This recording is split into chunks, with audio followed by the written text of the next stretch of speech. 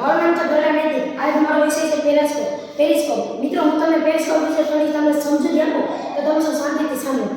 તો મિત્રો, આ છે પેરિસ્કોપ. તેવી મેં આકૃતિ દોરી છે.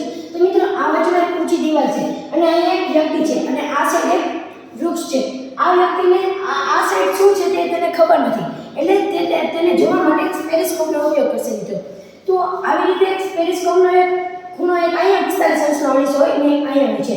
એક વ્યક્તિ તે અહીંથી જોઈશે એટલે તે પેરિસ્કોપની મદદથી આ દિવાલની વચ્ચેથી આ સાઈડ શું છે તે જોઈ શકે છે મિત્રો. તો હું તમને પેરિસ્કોપનો કેવી રીતે બનાવ્યું તેની થોડી તમને સમજૂતી આપું. તો ઉપરના અરીસો અને બહારનો આવતો પ્રકાશ અંદર વાળે છે, તેથી તે પ્રકાશનો અરીસો પર પડે છે.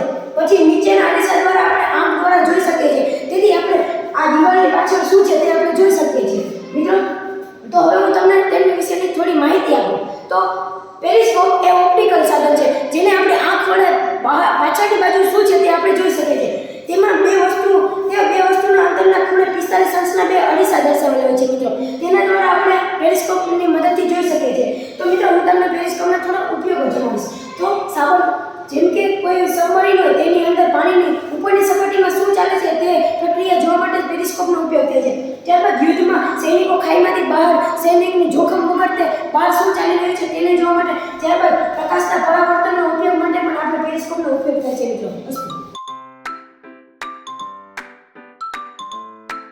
આજે મેં તમને પેરિસ્કોપ વિશેની સમજૂતી આપી કે આ પેરિસ્કોપ છે. તો આપણે તેને મારા એક મિત્ર છે તેને હું આપીશ, જેથી આપણે તેને લાઈવ જોઈ શકીએ. તો વિરાજ, હું તમને બોલાવું.